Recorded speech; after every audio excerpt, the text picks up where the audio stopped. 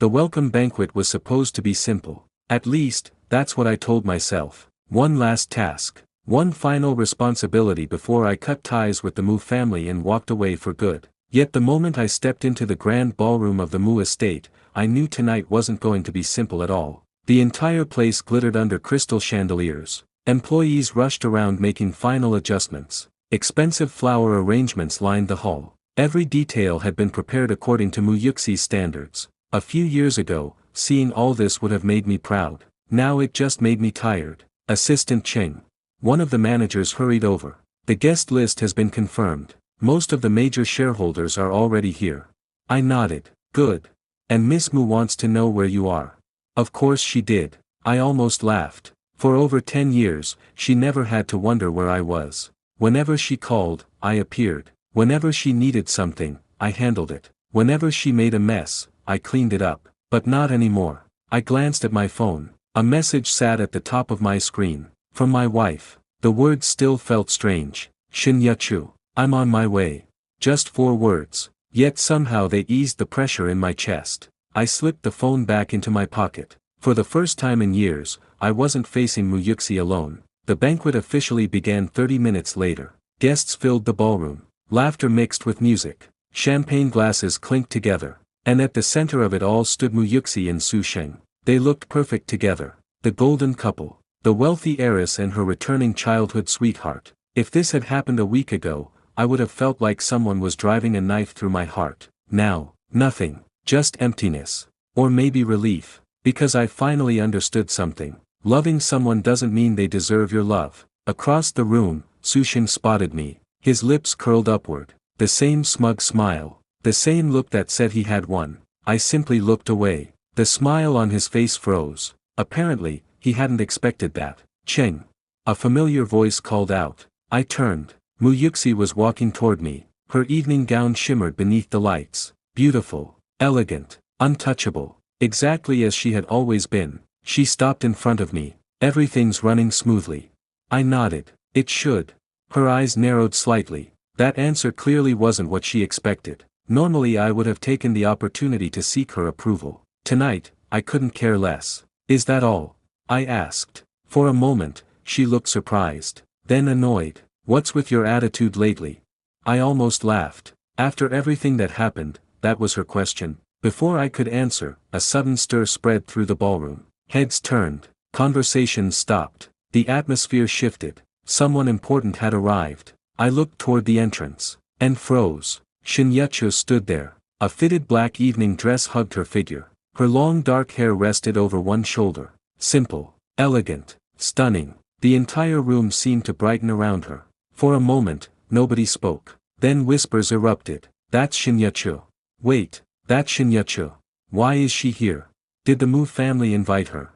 Even Mu Yuxi's expression changed. The confidence disappeared from her face. Just for a second. But I saw it. And so did Shen Yuchu. Our eyes met across the ballroom. A smile appeared on her lips. Then she walked straight toward me. Not toward Mu Yuxi. Not toward Su Sheng. Toward me. The crowd parted automatically. Every step she took seemed to make the room quieter. When she finally reached me, she naturally slipped her hand into mine. Like she'd done it 1,000 times before. Husband. The single word echoed through the ballroom. Complete silence followed. I could practically hear people forgetting how to breathe. Beside me, Mu Yuxi's face went pale. Husband. Someone repeated in shock. Shen Yuchu smiled. Did I say something wrong? The whispers exploded. What does she mean husband? They're married. Since when? No way. Su Sheng's expression darkened immediately. For the first time all night, he looked genuinely unsettled. I squeezed Shen Yuchu's hand. She squeezed back. A silent reassurance. A silent promise. We're in this together. The rest of the evening quickly turned chaotic. People kept approaching us. Questions came from every direction. Congratulations. When did it happen? Why was nobody informed? How did the two of you meet? Shen Yuchu answered most of them with graceful smiles. I mostly stayed quiet, watching, observing, especially Mu Yuxi. The longer the night continued, the more distracted she became. Her attention kept drifting toward us, toward me, toward the woman standing beside me, toward the reality she still couldn't seem to accept. At one point, I caught her staring, not at me, at our joined hands. Something flashed through her eyes. Something complicated. Regret, jealousy, possessiveness, I couldn't tell. And honestly, I no longer cared enough to find out. Hours later, most guests had moved into smaller conversation groups. The atmosphere had relaxed. That was when Shen Yuchu suddenly stood. Husband. I looked up. What is it? She smiled. Come with me. Curious, I followed her. She led me away from the ballroom. Away from the crowd. Away from the music. Eventually we reached one of the quiet garden pavilions behind the estate. Moonlight spilled across the stone pathway. The night air felt cool against my skin. For several moments neither of us spoke. Then Shen Yuchu stopped. Her smile faded. And for the first time since I'd met her, she looked nervous. Actually nervous. I need to show you something. What is it? Instead of answering, she reached into her purse. Slowly, carefully, and pulled out an old photo album. The cover was worn. The edges faded with age. This thing had clearly existed for years. Maybe longer. My stomach tightened. What's this?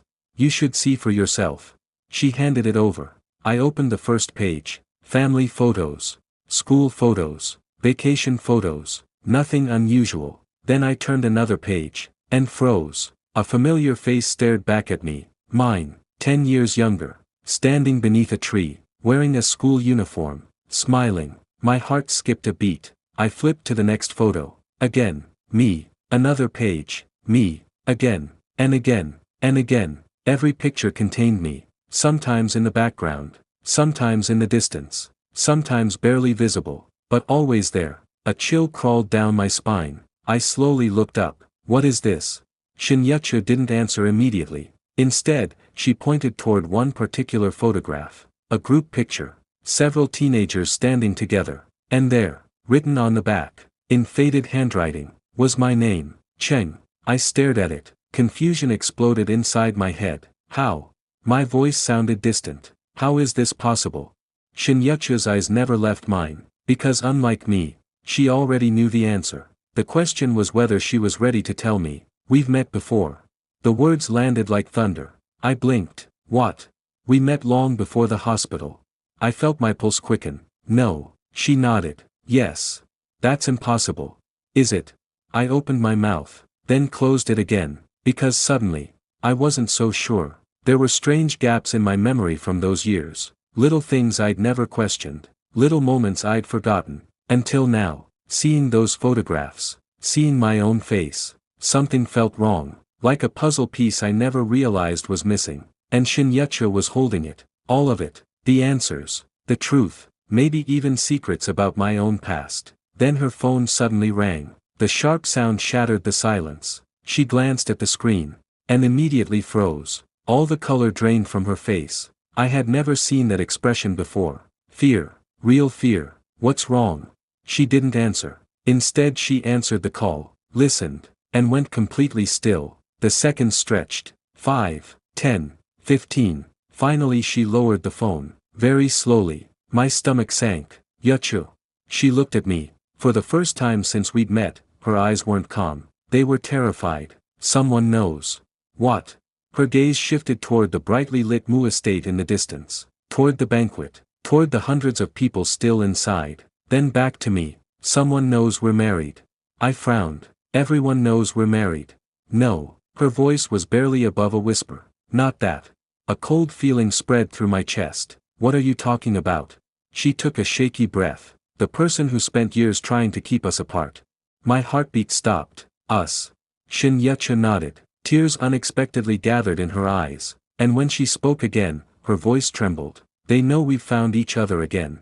Before I could ask what that meant, before I could demand answers, before I could understand why she was crying, a loud crash echoed from inside the estate. Then came screams. The entire banquet hall suddenly erupted into chaos. And among the panicked voices, one name was being shouted over and over. Miss Mu. Miss Mu. Something happened to Miss Mu. Shen Yuchu's face instantly turned white, as if she already knew exactly what had happened. And that terrified me more than anything. Because at that moment, standing beneath the moonlight with the old photo album still in my hands, I realized one thing. The story I thought was about heartbreak, revenge, and moving on, had actually begun long before I ever fell in love with Mu Yuxi. And whatever secret connected me to Shen Yuchu 10 years ago, was finally coming back. And this time, it wasn't going to stay buried. I didn't wait for an explanation. I grabbed Shen Yuchu's hand and ran toward the estate. The photo album fell somewhere behind us. I didn't care. The garden path blurred beneath my feet. Cold air burned my lungs. Ahead, the ballroom doors had been thrown open. Guests spilled out onto the terrace, phones raised, voices overlapping. She just collapsed. Someone call an ambulance. Is she breathing? I pushed through the crowd. Yuchu stayed close behind me, her fingers tight around mine. Then I saw her. Muyuxi lay crumpled on the marble floor. Her gown pooled around her like spilled wine. Su Xing knelt beside her, shouting her name, shaking her shoulders. Her eyes were open, but they weren't seeing anything. Don't move her, I said, dropping to my knees. Su Xing looked up at me, panic stripping away every trace of his usual smugness. She was talking, and then did she eat or drink anything unusual? He shook his head, then stopped. His eyes widened slightly. The champagne. She switched glasses with someone near the terrace doors. I turned to scan the crowd. Too many faces. Too much chaos. Beside me, Yuchu had gone very still. She was staring at Muyuxi's face with an expression I couldn't read. Not fear anymore. Recognition. Yuchu. She blinked, like I'd pulled her out of somewhere far away. We need to get her to a hospital. Now. The ambulance sirens were already screaming toward the estate gates. The next 20 minutes passed in fragments. Paramedics pushing through the crowd. A stretcher. Su Xing climbing into the ambulance, refusing to let go of Muyuxi's hand. Security guards sealing the ballroom, refusing to let anyone leave. And Shen Yuchu, standing perfectly still beside me, watching the ambulance doors close with an expression that looked almost like guilt. You knew, I said quietly, before it happened. You knew something was going to happen tonight. She didn't deny it. I suspected. I didn't know it would be her. Who did you think it would be? Her eyes lifted to mine, and for the first time all evening, I saw real fear behind them. Me, she whispered. I thought it would be me. The words hit me like cold water. Someone is trying to kill you. Someone has been trying to keep us apart for 10 years, she said. Tonight, that person finally realized we found each other again. And people who get in that person's way don't stay standing for long. Around us, security began herding guests toward the exits for questioning. Flashing lights bled red and blue across the estate's white columns. I pulled Yuchu into the shadow of a stone pillar, away from prying eyes. Start from the beginning. All of it. No more half-truths. She studied my face for a long moment, as if weighing how much I could survive hearing. Then she nodded once. All right, but not here. Too many years. We ended up in my car, parked at the edge of the estate grounds, engine running for warmth, headlights off. Yuchu wrapped her arms around herself, though the cold wasn't really the problem. 10 years ago, I lived 3 streets from you. Same neighborhood, different world. My family had nothing. Yours had just enough to look down on people like mine. I frowned. I don't remember any of this. I know, that's what frightens me. She reached into her purse again, this time pulling out a small brass key, worn smooth with age. We used to meet at an old bookstore near the school. Every day after class. For almost 2 years. Something stirred in my chest. Faint, distant, like a door creaking open somewhere deep underground. I don't remember a bookstore, I said slowly, but I remember the smell of old paper. I always thought it was just something I imagined. Yuchu's breath caught. That's it, that's the place. Yuchu, what happened to me? Why don't I remember any of this? She hesitated, turning the brass key over in her fingers. There was an accident. Near the end of our 2nd year. You were hit by a car outside the bookstore, pushing me out of the way first. My pulse spiked. I don't have a scar. I don't have any medical record of. Your family paid to make sure there wouldn't be one. Head trauma. Selective memory loss. It's rare, but it happens. And someone made sure it happened conveniently. Someone, I repeated. You keep saying someone. Give me a name. Yuchu's jaw tightened. I don't know for certain. Not yet.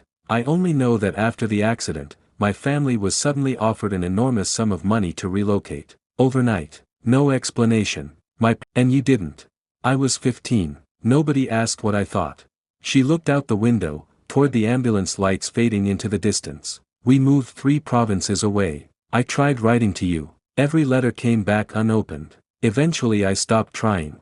Then how did you end up marrying me? At the hospital, that day, you said it was fate. Her smile turned bitter. It wasn't fate, Cheng. It was 10 years of waiting for the right door to open again. My phone buzzed. A text from Su Sheng, of all people. Asterisk, she's stable. Still unconscious. Doctors say it was some kind of toxin. Come to the hospital, asterisk. I showed Yuchu the screen. Her expression didn't change, but her hands curled into fists in her lap. We should go, I said. Cheng, wait. I paused, key already in the ignition. Whoever did this to her might have meant it for one of us. If we walk into that hospital together, we're giving them exactly what they want, a clear shot at both of us in one place. So what do you suggest? That we hide? I suggest, she said, that we stop being predictable. For the first time since the photo album, something like a plan flickered behind her eyes. The hospital corridor smelled of antiseptic and fear. Su Sheng paced outside the ICU doors, tie loosened, hands shaking as he scrolled through his phone. He looked up when he saw us. You actually came. Of course I came, I said. What did the doctors say? Toxin in the champagne. Slow acting. If she'd finished the glass instead of switching it, she wouldn't have survived the ride here. Yuchu went very quiet beside me. Su Sheng's eyes narrowed at her. You knew something was going to happen. I saw your face at the banquet before any of this started. I suspected, Yuchu said evenly. I didn't know who the target was. Then who did you suspect? She met his gaze without flinching. I suspected you. Su Sheng's face went through several emotions at once, shock, offense, something closer to fear. That's insane. I would never hurt Yuxi. Maybe not directly, Yuchu said, but you returned to her life very conveniently, right around the same time old secrets started resurfacing. Coincidences like that usually aren't coincidences. You don't know anything about me. I know you switched glasses with her tonight, and somehow you're the one standing here unharmed. The accusation hung in the sterile air like smoke. Su Sheng opened his mouth to respond, but a doctor emerged from the ICU doors first, pulling off surgical gloves, expression grim. Family of Mu Yuxi. All three of us stepped forward at once. She's stable for now, the doctor said. But whatever toxin this was, it's not in our standard database. We've sent samples for further analysis. Until we know exactly what we're dealing with, I'd recommend caution around anyone who had access to her food or drink tonight. Su Sheng's hands tightened into fists. Can we see her? 2 visitors, briefly. She's sedated. He looked at me and Yuchu, then stepped back, gesturing for us to go first with visible reluctance. Inside the room, machines beeped steadily around Mu Yuxi's pale face. She looked smaller than I'd ever seen her. Fragile in a way that had nothing to do with elegance. Yuchu stood at the foot of the bed, staring at her with an unreadable expression. Do you know her? I asked quietly. From before. I think, Yuchu said, she might be the reason we were ever kept apart.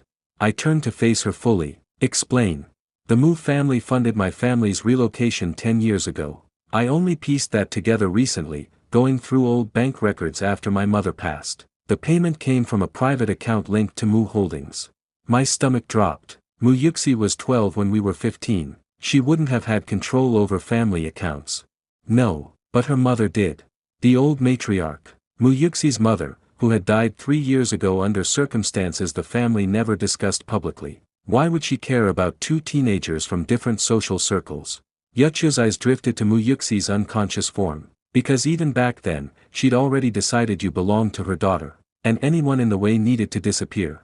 The words settled over me like ice water. You're saying Madame Mu orchestrated my accident, my memory loss, your family's exile, all to clear a path for Yuxi and me. I'm saying it's the only theory that makes every piece fit. Behind us, the door creaked open. Su Sheng stepped inside, arms crossed, clearly having heard at least part of the conversation. You think Madame Mu did this? She's been dead 3 years. Dead people can still leave instructions, Yuchu said. Systems. People loyal enough to keep carrying out her wishes long after she's gone. Su Sheng's jaw tightened. You're talking about someone inside the family. Or someone who was raised to believe they still owe her everything.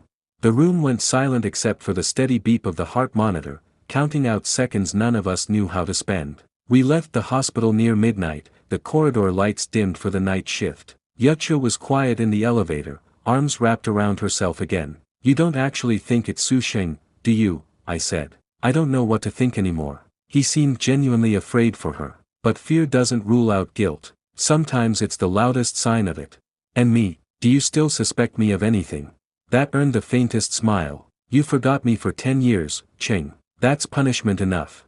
The elevator doors opened onto the parking garage, fluorescent lights buzzing overhead. I was about to respond when I noticed it. A figure standing beside my car. Waiting. Watching. The moment they saw us, they turned and disappeared between the concrete pillars without a word. I ran. Yuchu called my name behind me, but I was already sprinting between parked cars, chasing a shadow that kept sliding just out of reach. By the time I reached the far end of the garage, there was nothing. An empty stairwell door swinging shut. The echo of footsteps already gone. I stood there, breathing hard, fists clenched uselessly at my sides. Yuchu caught up, out of breath. Did you see their face?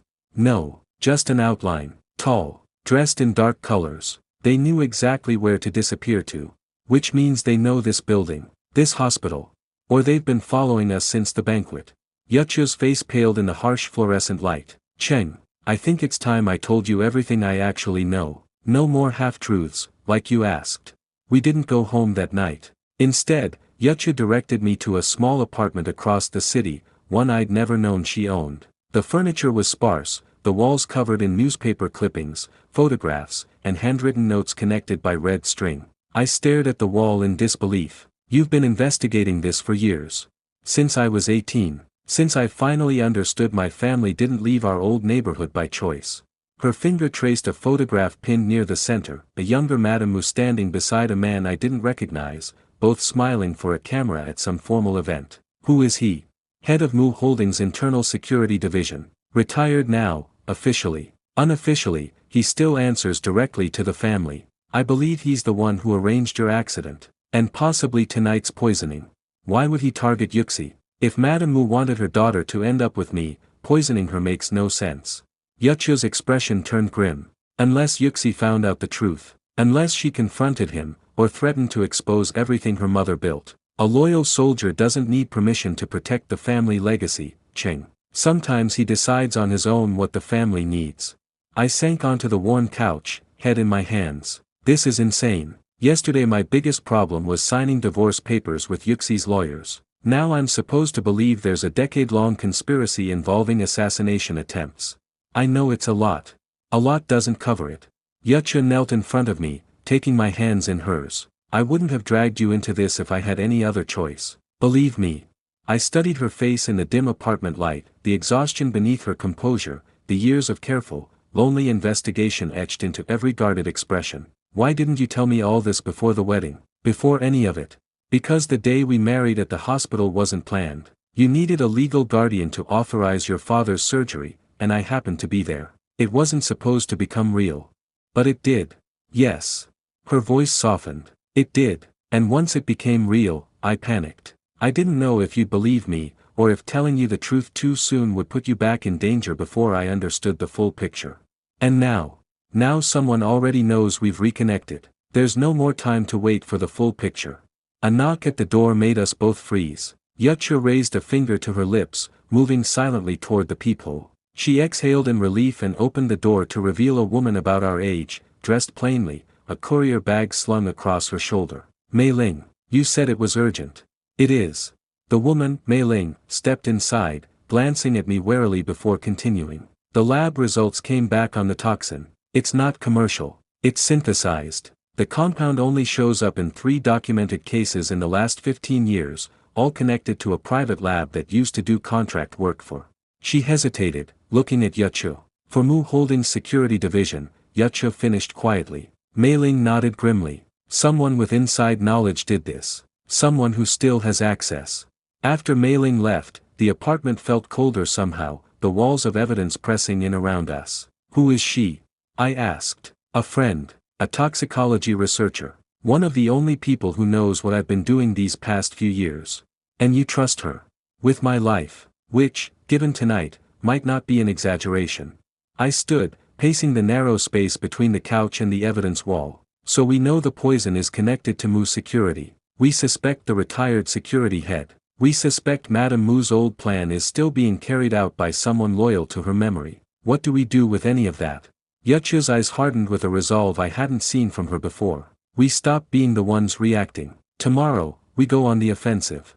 Neither of us slept much that night. I lay awake on the unfamiliar couch, staring at the ceiling, replaying every interaction I'd ever had with Muyuxi's late mother. The tight smiles, the subtle corrections whenever I stepped even slightly out of line, the way she'd always seemed to be testing me for a role I didn't know I was auditioning for. Had it all been calculated from the start? Had my entire adult life been built on the foundation of a stolen memory? At some point, Yuchu settled onto the floor beside the couch, back against the cushions, close enough that I could feel the warmth of her shoulder. "Can't sleep either?" I asked. 10 years of practice hasn't made it easier. I reached down, finding her hand in the dark. "We'll figure this out. Together, this time." Her fingers tightened around mine. "Together," she echoed. Morning brought a text from Su Sheng. Yuxi woke up. "She's asking for you. Both of you, Yuchu and I exchanged a look. "That's either very good news," I said, "or a very well-set trap. Only one way to find out." We arrived at the hospital to find Su Sheng standing guard outside Muyuxi's room like a soldier who hadn't slept in days. His eyes were bloodshot, his usually pristine appearance rumpled. "She's weak," he warned. "The doctors want to limit visitors, but she insisted." Inside, Muyuxi looked impossibly small against the white hospital sheets, and 4 taped to the back of her hand. When she saw us, her eyes, still glassy from sedation, filled with something between relief and dread. "Cheng," she whispered. "There's something you both need to know, before it's too late." I stepped closer, Yuchu just behind me. "What is it, Yuxi?" "The night before the banquet," she said, voice raspy, "I found documents in my mother's old safe. Financial records. Payments to a relocation fund. Payments to a private lab." Her eyes shifted to Yuchu. "Payments connected to your family's name." Yuchu's breath caught audibly. "You knew?"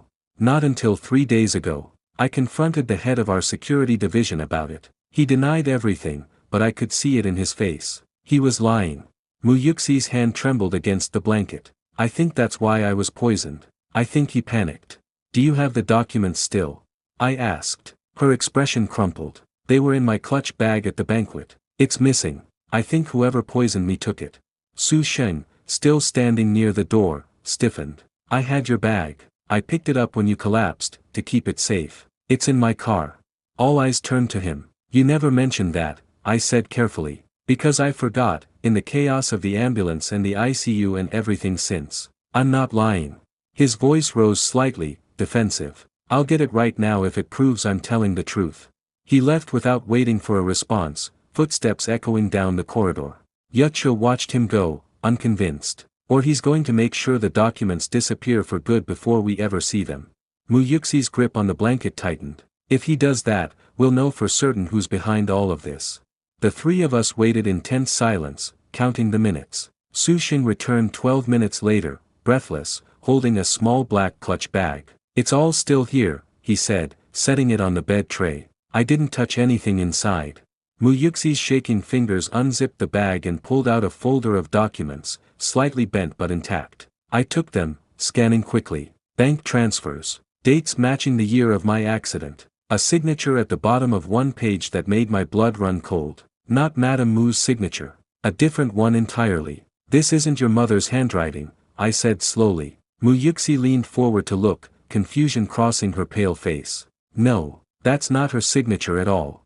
Yuchu took the page from my hands, studying it with narrowed eyes. "I recognize this handwriting," she said quietly. "I've seen it before. On my family's old relocation contract." "Whose is it?" I asked. Yuchu's face had gone bloodless. "It belongs to Mu Han."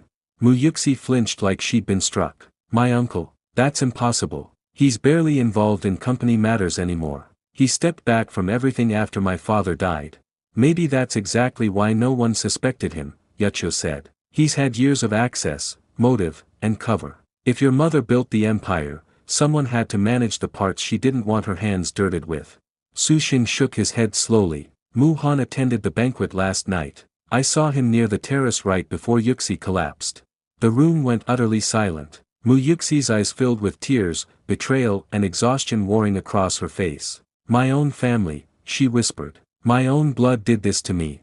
"We need proof beyond a signature," I said, forcing myself to think clearly despite the storm in my chest. "Something that ties him directly to both the accident 10 years ago and the poisoning last night."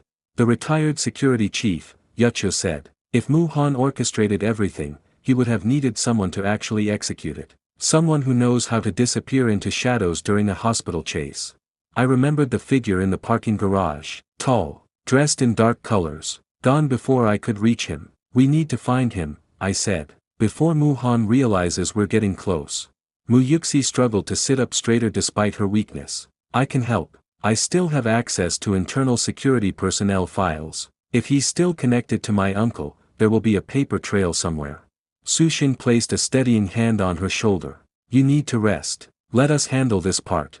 For once, she didn't argue. That afternoon, Yuchu and I met Mei Ling at a quiet cafe several blocks from the hospital, far from prying eyes. She slid a folder across the table. Personnel records for the retired security chief. Real name, Han Bowen. No relation to Mu Han by blood, but they attended the same military academy 30 years ago. Long-standing personal loyalty, not just professional. Current address. Yuchu asked. That's the problem. He officially retired to the countryside 4 years ago. But there's no record of utility payments, no medical visits, nothing consistent with someone actually living there. It might be a front. I studied the photograph clipped to the file. An older man with sharp, calculating eyes, the kind that missed nothing. If it's a front, I said, then where is he really operating from? Mei Ling hesitated before answering. I think he never left the city. I think he's been watching all of you the entire time. The realization settled heavily over the table. That garage, I said. Last night. It wasn't a coincidence. No, Yuchu agreed. He's been tracking us since the banquet, maybe longer. Which means every move we make from here on, he already anticipates. Mei Ling leaned forward, lowering her voice further. There's one more thing. I cross-referenced the synthesized toxin with old lab records. The lab that created it was shut down 8 years ago, officially for safety violations. Unofficially, 3 researchers who worked there died within 2 years of its closure. All ruled accidental. He's cleaning up loose ends, I said. He's been doing it for a decade. Yuchu's hands curled into fists on the table. Which means Mu Yuxi isn't safe in that hospital. Neither is Su Xing, now that he knows too much. Neither are we. Then we need a plan that doesn't leave anyone exposed. We spent the rest of the afternoon mapping out a plan in Yuchu's apartment, the string-covered wall growing even more tangled with new connections. The idea was simple in concept, dangerous in execution. Draw Han Bowen out into the open before he could strike again, using something he couldn't resist chasing. The original documents. If we make it known that Yuxi's documents exist and are about to be handed to the police, Yuchu said, he'll have no choice but to try to intercept them himself. And this time, we'll be ready. That's assuming he doesn't just kill whoever's holding them first, I said. That's why it can't be any of us holding them. It needs to be bait he thinks is unprotected. Mei Ling raised her hand slightly. I volunteer. I already have security experience from my old lab days. And he doesn't know my face yet. Yuchu hesitated, clearly reluctant to put her friend at risk. Only if we have real backup this time. No mistakes. That evening, I returned to the hospital alone to check on Mu Yuxi while Yuchu finalized details with Mei Ling and a private security contact she trusted. I found Su Xing sitting beside her bed, holding her hand while she slept, his expression unguarded in a way I'd never seen from him before. You really love her, I said quietly, stepping inside. He looked up, startled, then nodded without shame. I know how it looks. Golden couple, convenient timing, all of it. But I came back for her, Cheng. Not for the company, not for her name, just her. Something in his voice made me believe him. Then help us protect her. All the way through this. I intend to. He glanced down at Mu Yuxi's sleeping face. Whatever it takes. For the first time since this entire nightmare began, I felt something other than suspicion when I looked at him. I felt an ally. 2 days later, the trap was set. Mei Ling checked into a modest hotel under a false name, carrying a briefcase that supposedly held the original documents, copies, in reality, carefully prepared to look authentic under casual inspection. Yuchu and I watched from a surveillance van parked across the street, borrowed through a contact of the private security team. He'll send someone first, Yuchu murmured, eyes fixed on the hotel entrance. Han Bowen won't risk exposing himself directly unless the first attempt fails. Hours passed in tense silence. Then, just past midnight, a figure in a dark coat approached the hotel's side entrance, moving with the same unnervingly smooth gait I recognized from the parking garage. My pulse spiked. That's him, I whispered. Yuchu's hand found mine in the darkness of the van, gripping tight. Stay calm. Let security handle the approach. We just need visual confirmation. The figure slipped through the side entrance, moving with practiced ease past a distracted front desk clerk who'd been paid to look away for exactly this reason. Through the earpiece, Miling's voice came through steady, though I could hear the tremor beneath her calm. He's outside my door. Stay still, Yuchu said into the comm. Security is 2 floors below, moving now. A long pause. Then the sound of a lock being picked, quiet and precise. My chest tightened with every second. Mei Ling, talk to me, Yuchu said. Silence. Then, a crash. A muffled cry. The comm channel dissolved into static and chaos. I was out of the van before Yuchu could stop me, sprinting across the street toward the hotel entrance, every rational thought drowned out by pure panic. I took the stairs 2 at a time, security personnel already thundering up ahead of me, radios crackling with urgent instructions. By the time I reached the 3rd floor, the door to Miling's room hung open, frame splintered. Mei Ling sat against the wall inside, clutching her arm, pain etched across her face but very much alive. He's gone, she gasped as security swarmed past her toward the fire escape. Out the window. He knew this was a setup the second he saw the briefcase lock. Too new, too clean. I knelt beside her, checking the wound on her arm, shallow, from a blade, painful but not life-threatening. Yuchu arrived seconds later, dropping to her knees, relief and fury warring across her face. He's still out there, Mei Ling said. And now he knows exactly how much we already know. The failed trap left us more exposed than before. We regrouped at Yuchu's apartment near dawn, exhaustion pressing down on all of us. Mei Ling's arm was bandaged, her composure returning slowly, though her hands still trembled around a cup of tea she wasn't drinking. We need a different approach, I said. Something he can't anticipate because it doesn't come from any of us. What do you mean? Yuchu asked. Mu Yuxi. She's the one person with a legitimate claim to expose her own uncle publicly, through the company's board, without it looking like our accusation. If she goes to the board with what she found, Han Bowen loses his protection completely. Yuchu considered this, then shook her head slowly. That puts her in even more danger. She's already in danger. The only difference now is whether she faces it hiding, or faces it with the full weight of the company behind her. Mei Ling finally looked up. He's right. It's time to stop playing defense. We presented the idea to Mu Yuxi the next morning. She listened in silence, still pale from the poisoning, but something steely settled behind her eyes as we spoke. My mother built that company out of nothing, she said finally. If my uncle has been using her legacy to hurt people for a decade, I won't let him hide behind her name any longer.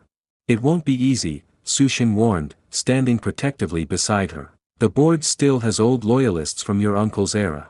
Then we make sure the evidence is undeniable before we walk in that room. Yuchu placed the folder of documents on the bedside table. We have the financial trail. We have Mei Ling's toxicology report. We need one more piece, direct evidence connecting Han Bowen to last night's attack, not just historical payments. How do we get that?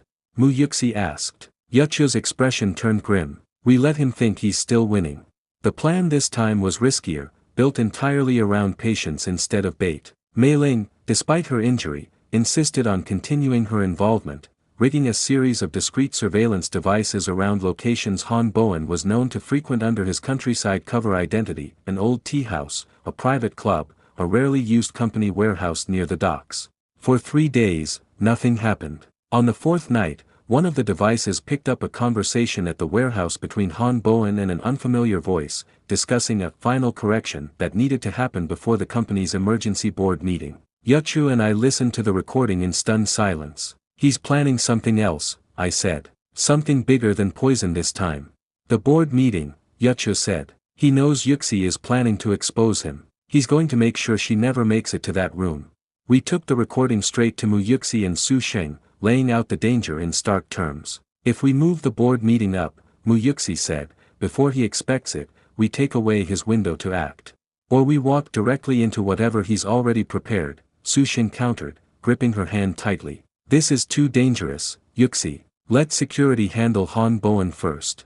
And give him more time to cover his tracks. No. Her voice hardened with a resolve that reminded me, unexpectedly, of her late mother. I've spent my whole life letting other people decide what's safe for me. Not this time. Yuchu caught my eye across the room, an unspoken question passing between us. Was this really our decision to make for her? I shook my head slightly. It wasn't. It never had been. Then we make sure you're protected every step of the way, I said. Starting now. The emergency board meeting was scheduled for 2 days later, moved up under the pretense of urgent quarterly concerns to avoid tipping off Han Bowen too early. Security tightened around Muyuxi like a fortress. Sushin barely left her side, Yuchu's private contacts monitoring every entrance to the estate, and Mei Ling working around the clock to compile an ironclad presentation of evidence. I spent those 2 days in a strange limbo, caught between the terror of what was coming and something unexpected blooming quietly beneath it. Late one night, as Yuchu and I reviewed final details at her apartment, she paused mid-sentence, staring at the wall of evidence that had consumed her life for years. After this is over, she said softly, whatever happens, I don't know how to just be someone's wife instead of someone chasing ghosts. I reached for her hand. Then we'll figure that out together too, one thing at a time. The morning of the board meeting arrived gray and tense, clouds hanging low over the Mu Holdings headquarters. Muyuxi walked in flanked by Su Sheng, Yuchu, and me, the folder of evidence clutched against her chest like armor. Board members filled the long conference table, murmuring in confusion at the sudden change in agenda. Han Bowen sat near the far end, dressed impeccably, his expression unreadable. Mu Han arrived last, sliding into his seat with practiced calm, though I caught the flicker of surprise when his eyes landed on the four of us standing united at the head of the room. Muyuxi cleared her throat, steadying herself against the table. I called this meeting to address a serious matter concerning the integrity of this company, and the safety of everyone connected to it. The room fell silent. 10 years ago, this family destroyed 2 innocent lives to protect a secret. I intend to name exactly who, and why.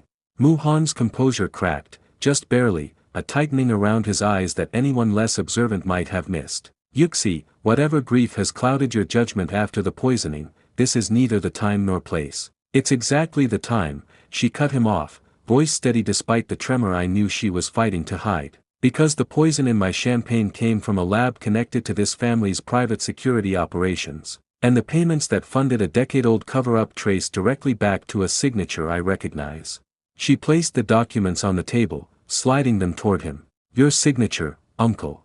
Gasps rippled around the table. Board members leaned forward, murmuring, exchanging alarmed glances. Han Bowen's hand drifted subtly toward his jacket, and beside me, I felt Yuchu tense, ready to move. This is absurd, Mu Han said, though his voice had lost its earlier confidence. Documents can be forged. Signatures can be replicated. You're accusing me based on paper and paranoia.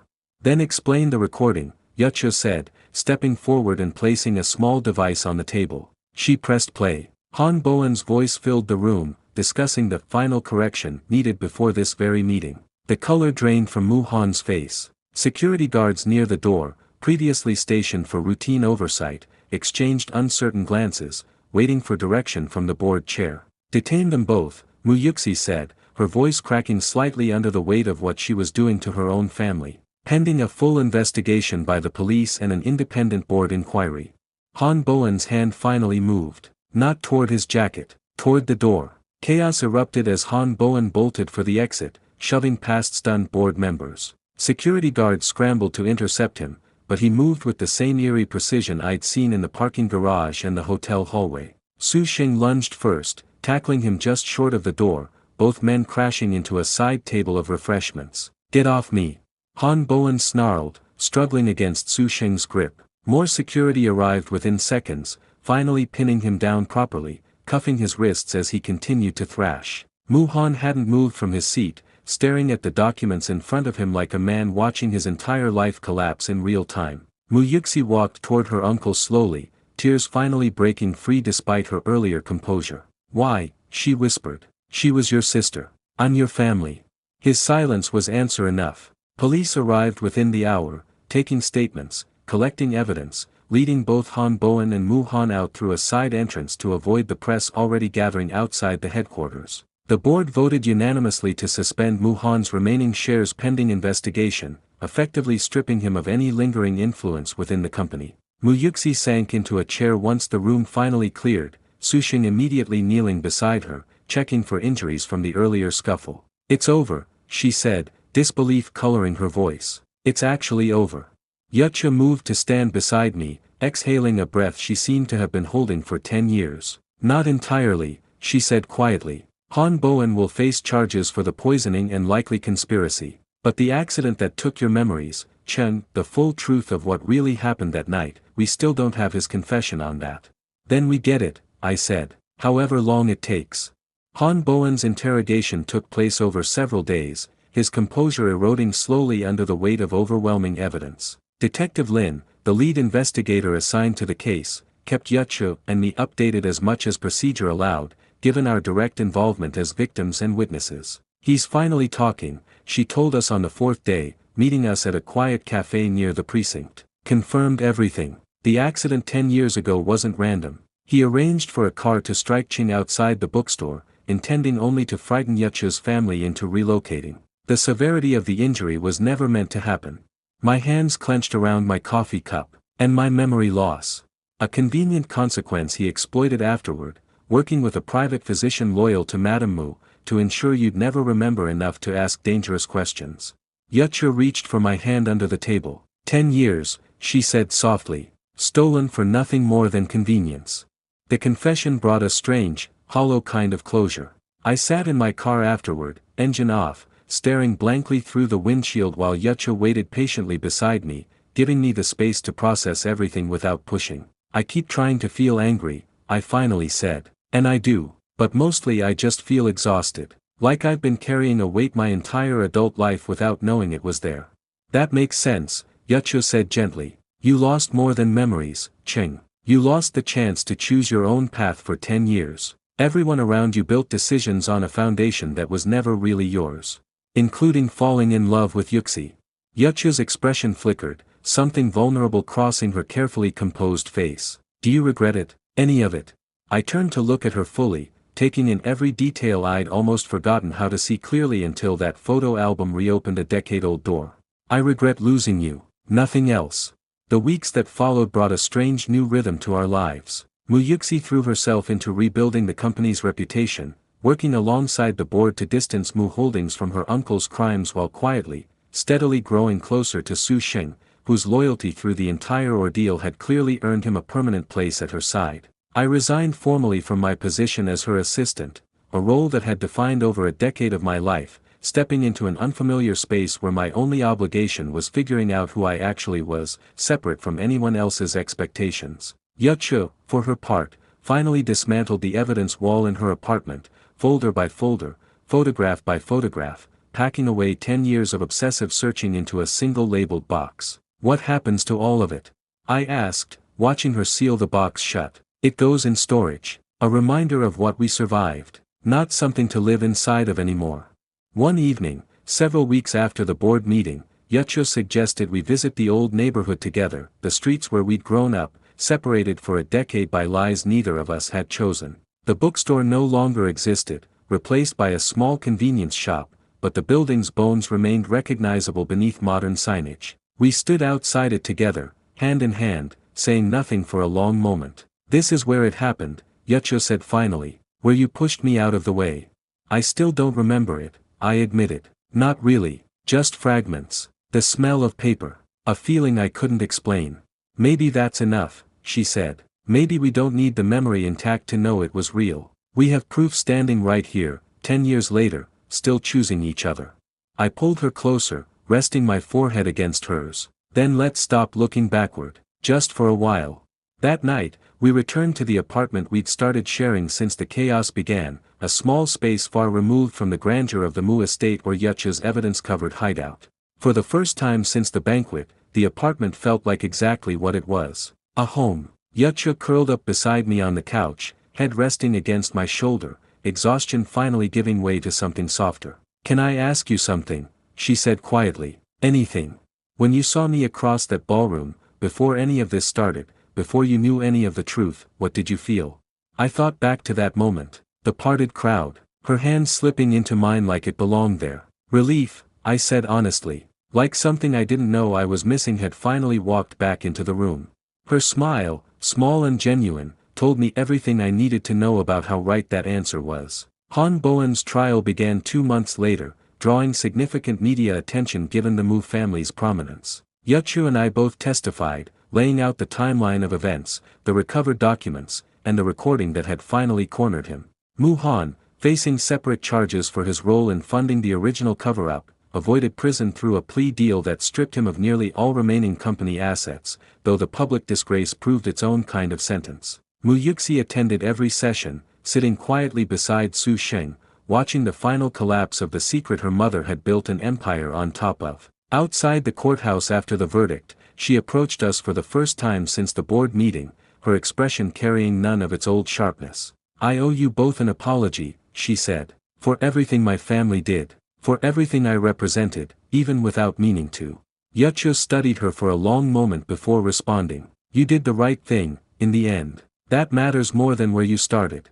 6 months passed. The company stabilized under new leadership structures designed to prevent any single family branch from wielding unchecked power again. Mu Yuxi and Su Sheng announced their engagement quietly, without the spectacle that had defined the ill-fated banquet all those months ago. Yuchu and I attended the small ceremony, standing together in a way that would have seemed impossible the night this entire story began. "Funny how things turn out," Su Sheng said, finding me near the refreshment table while Yuxi greeted other guests. "A year ago, I thought I hated you for standing between me and her. And now I understand you were never really the obstacle. We all had ghosts standing in our way. Some of us just took longer to see them clearly." I raised my glass slightly. "To seeing clearly, then."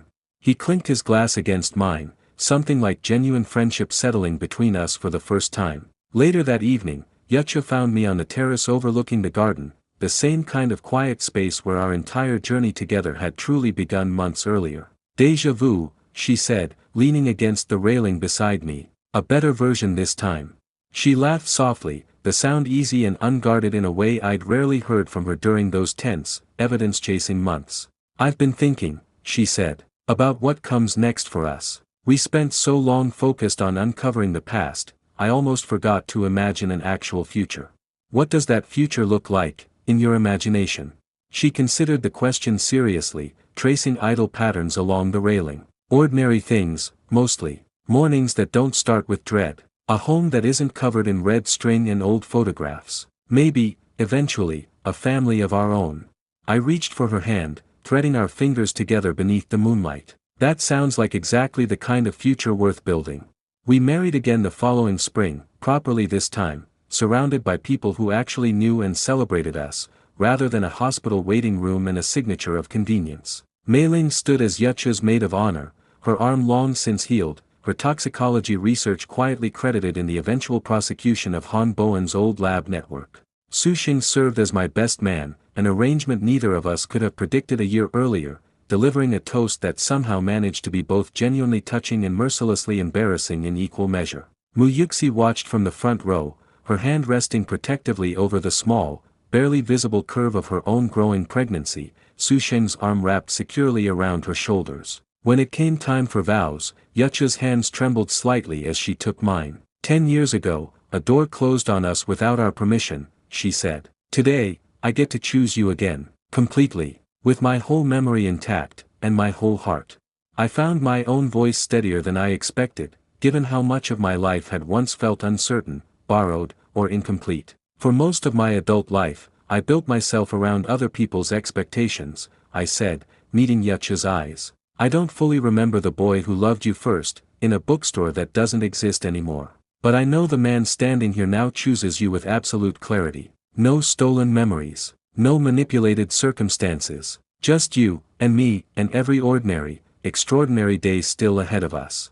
One photograph in particular caught my attention, the two of us, maybe 14, sitting on the bookstore's front steps, unaware of everything still ahead of us. We look happy, I said. We were, Yuchu said softly, and somehow, after everything, we still are. I kissed her forehead gently, the photograph resting between us like a promise finally kept. That evening, walking home from the storage facility, Yuchu grew quiet beside me, her hand resting lightly against her stomach in a gesture I hadn't noticed her make before. Yuchu. She glanced up, a mixture of nerves and excitement flickering across her face. I wasn't sure how to bring this up today, of all days. But I took a test this morning. My steps slowed to a stop on the sidewalk. You're pregnant, she confirmed, watching my reaction carefully. For a moment, I simply stood there, letting the enormity of it settle over me, a future neither manipulation nor stolen memory could touch, built entirely on choices we'd made for ourselves. That's incredible, I finally managed, pulling her into a careful embrace. Yuchu, we're going to be parents. Her laughter, bright and unguarded, echoed down the quiet street. We are, she said. 10 years late, maybe, but exactly on time. The following months brought their own quiet chapter of healing. Yuxi gave birth to a daughter first, a healthy, loud-voiced girl who immediately claimed Su Sheng's entire heart within moments of arriving. Yuchu and I visited often, watching our old, complicated history slowly transform into something resembling genuine friendship. She has your stubbornness already, Yuchu teased, watching the infant grip Su Sheng's finger with surprising strength. God help us all, Su Sheng replied, though the pride in his voice was unmistakable. Yuxi caught my eye across the hospital room, a silent understanding passing between us, the kind that only comes from surviving something together, then choosing to build something entirely different from its ashes. Thank you, she said quietly, later, while the others fussed over the baby. For not hating me, after everything my family did to you both. You were a victim of it too, Yuxi, just a different kind.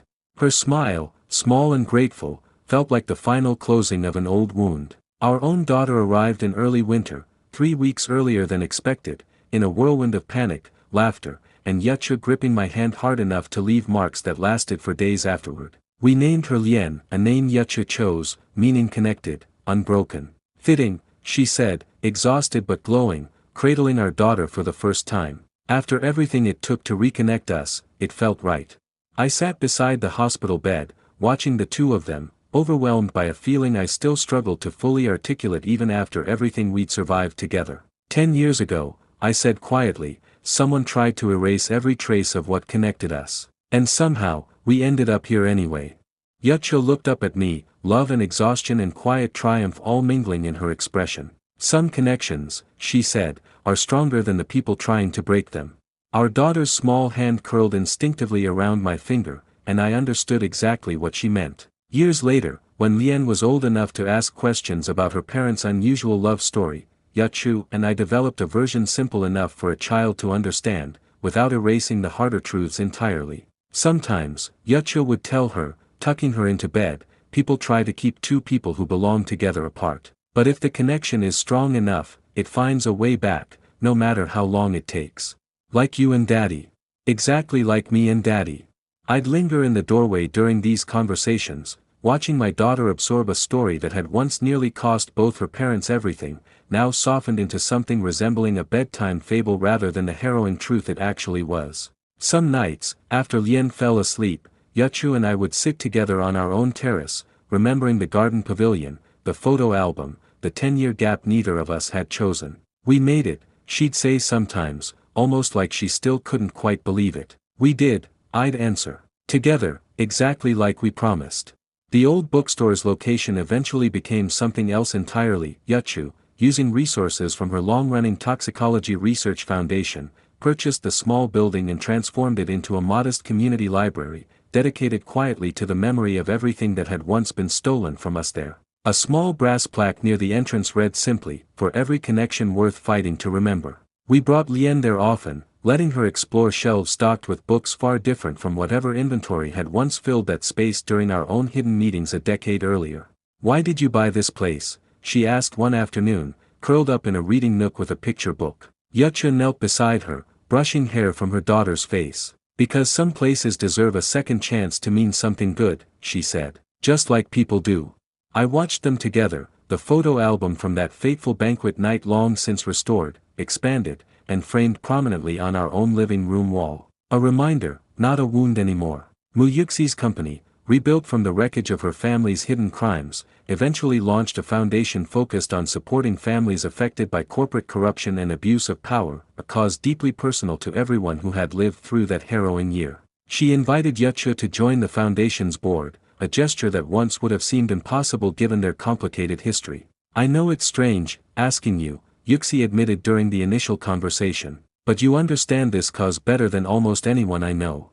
Yuchu accepted without hesitation. "We're not the people we were during the banquet anymore, Yuxi. None of us are. I think that's worth honoring."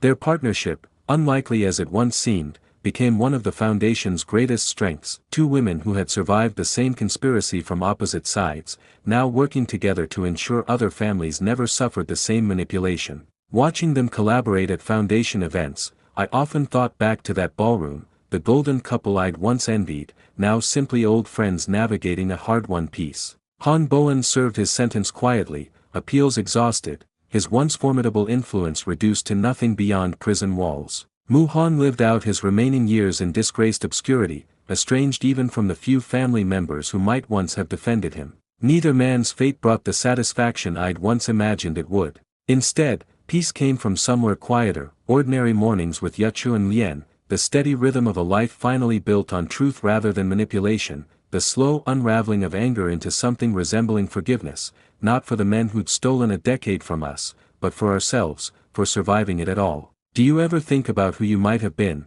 Yuchu asked me once, years later, "if none of it had happened? If you'd simply grown up loving me, uninterrupted, without any of the accident, the memory loss, the years apart?"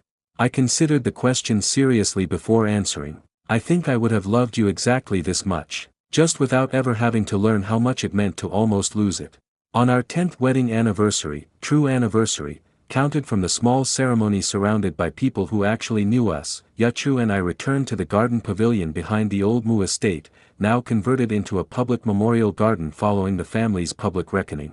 The same moonlight spilled across the same stone pathway where she'd once handed me a worn photo album and changed the entire trajectory of my understanding. "Feels different now," I said, settling onto the same bench where fear and confusion had once consumed us both. "Better different," Yuchu agreed, resting her head against my shoulder. Lien, now 9 years old, wandered ahead of us along the garden path, chasing fireflies with the carefree energy only childhood innocence allows. "She'll never fully understand what it took to get here," Yuchu said softly, watching our daughter's small silhouette against the darkening sky. "Maybe that's exactly the point," I replied. "She gets to just be happy, uncomplicated, everything we fought so hard for her to have."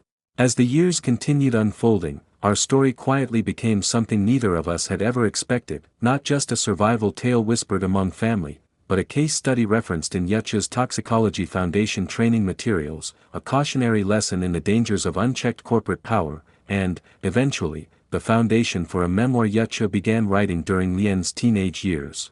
"Are you sure you want to put all of this down on paper?" I asked one evening, watching her type steadily at our kitchen table, notes and old photographs spread around her laptop. "I spent 10 years chasing this story just to survive it," she said. "I think it's time to tell it on our own terms, instead of letting it stay something that only happened to us." I settled into the chair beside her, offering quiet support the way she'd once offered me answers I hadn't been ready to hear. "Then let's tell it right," I said. "Every part of it, including the ending we actually got to choose." The final line of Yuchu's memoir, published 2 years later to modest but meaningful acclaim, reads simply, "Loving someone doesn't mean they deserve your love. But sometimes, if you're patient enough, honest enough, and brave enough to fight for the truth, love finds its way back to the people who actually do." On the night of her book launch, standing together in a small, warmly lit bookstore not unlike the one that had once defined and nearly destroyed our shared history, I watched Yuchu sign copies for strangers who'd been moved by a story that had once been our private nightmare. Lien sat nearby, proudly holding her own copy, already dog-earing pages despite my gentle protests. Later that night, walking home beneath a clear, star-scattered sky, Yuchu slipped her hand into mine. "Husband," she said softly, echoing the very first words she'd ever spoken to me across a crowded ballroom, a lifetime and an entire decade of truth ago. "Wife," I answered, and meant it completely.